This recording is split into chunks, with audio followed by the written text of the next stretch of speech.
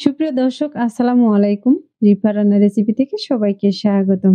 আজ আমি আপনাদের সাথে শেয়ার করব খুবই মজার একটি নাস্তার রেসিপি। এই নাস্তাটি একবার বানালে রোজ বানাতে মন চাইবে। আশা করছি আমার আজকের রেসিপি আপনাদের কাছে খুবই ভালো লাগবে।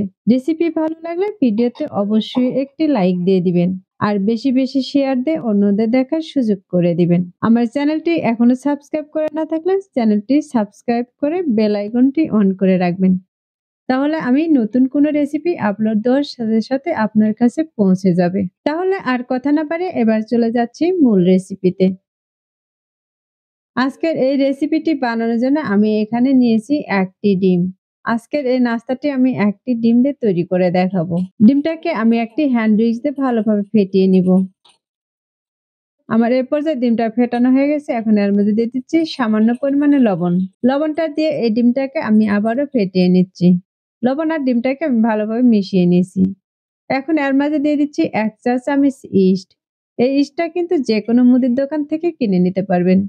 তার সাথে দিয়ে দিচ্ছি সামান্য পরিমাণে কালো গোলমরিচের গুঁড়া।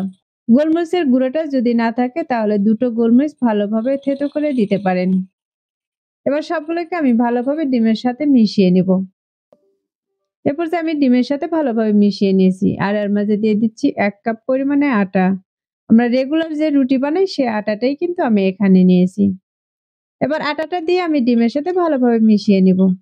আমার এ পর্যায়ে কিন্তু ডিম আর আটাটাকে ভালোভাবে মিশিয়ে নেওয়া হয়ে গেছে। এখন এর মাঝে আমি আরো কিছু উপকরণ দিয়ে দিচ্ছি। দিয়ে দিচ্ছি এরকম ছোট বাটির ১ বাটি আলু কুচি আর দিয়ে দিচ্ছি ১ বাটি গাজর কুচি। দিয়ে দিচ্ছি কিছু পেঁয়াজ কুচি।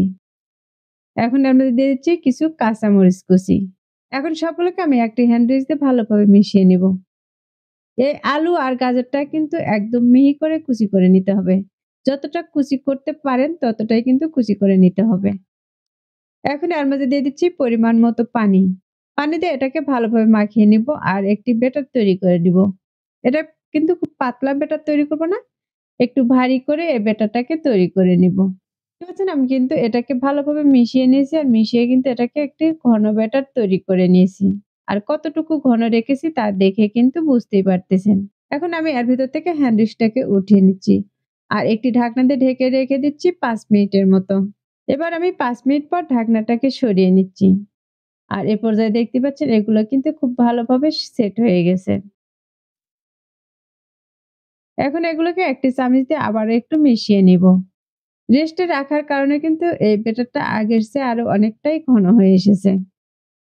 এখন এগুলো আমার ভাজা হয়ে গেছে আর এখান থেকে এই চামচে করে আমি কিছু ব্যাটার উঠিয়ে তেলের মাঝে দিয়ে দিব। তার জন্য চুলায় একটি কড়াই বসিয়ে তার মাঝে পর্যাপ্ত পরিমাণে তেল দিয়ে তেলটাকে কিন্তু গরম করে নিয়েছি। এখন এই গরম তেলের মাঝে আমি ১ চামচ করে ব্যাটার দিয়ে দিব। আর এরকম একটি গোল সাইজের চামচ দিয়ে দেওয়ার চেষ্টা করবেন। তাহলে সবগুলো নাস্তা কিন্তু একই মাপের হবে। আর এখানে যতগুলো দিয়ে ভেজে নেওয়া যাবে আমি কিন্তু ততগুলোই দিয়ে দিব।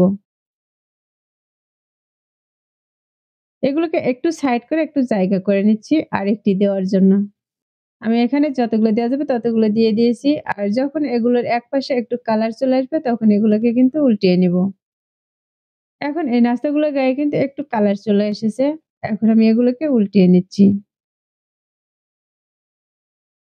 এই নাস্তাগুলোকে আমি প্রায় মিডিয়াম আঁচে ৪ থেকে ৫ মিনিটের মতো ভেজে নিব। আর এই ৪ থেকে ৫ মিনিটের মধ্যে কিন্তু আমি বেশ কয়েকবার এভাবে উল্টিয়ে পাল্টিয়ে ভেজে নিব। দুপাশে কিন্তু খুব সুন্দর একটি কালার করে ভেজে নিব।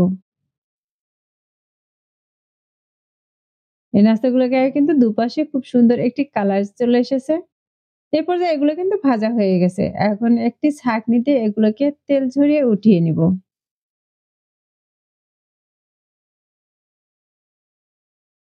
আমি ছাঁকনিতে কিন্তু সবগুলো উঠিয়ে নিয়েছি। এখন এগুলোকে একটি প্লেটে উঠিয়ে নিচ্ছি। আর একইভাবে কিন্তু আমি বাকিগুলোকেও ভেজে নিয়েছি। আর এগুলো ভাজার পর দেখে কিন্তু বুঝতেই পারতেছেন এই নাস্তাগুলো দেখতে কতটা লোভনীয় হয়েছে আর কতটা সুন্দর হয়েছে। এই নাস্তাগুলো দেখলে যে কারোই কিন্তু খেতে মন চাইবে। এই নাস্তাগুলো দেখতে যেমন সুন্দর খেতেও কিন্তু খুবই মজার ছিল। এবার আমি এখান থেকে একটিকে নিয়ে কিন্তু ভেঙে দেখিয়ে দিব এর ভিতরেরটা কতটা সুন্দর হয়েছে। এই নাস্তাগুলো একটু সময় নিয়ে ভাজার কারণে কিন্তু এর ভিতরটা খুব সুন্দরভাবে সবজিগুলো সেদ্ধ হয়ে গেছে। এটা ভাঙ্গা থেকে কিন্তু বুঝতে পারতেছেন এর ভিতরটাও কিন্তু অনেকটাই ফুলকো, ফুলকো হয়েছে। এই নাস্তাটা কিন্তু খুবই সফট, একদম নরম তুলতুলে। এই নাস্তাগুলো একবার বাসায় এভাবে বানিয়ে নিবেন। তাহলে দেখবেন বাসায় ছোট থেকে বড় সবাই কিন্তু খুবই পছন্দ করবে। আর এগুলো খেয়ে কিন্তু আপনার প্রশংসা করতে শুরু করে দিবে। আশা করছি আমার আজকের এই রেসিপিটিও আপনাদের কাছে খুবই ভালো লেগেছে আর সহজও লেগেছে।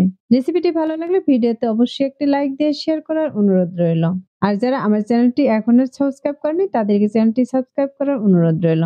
আজকের মতো এখানেই বিদায় নিচ্ছি। সবাই ভালো থাকবেন, সুস্থ থাকবেন। আল্লাহ হাফেজ।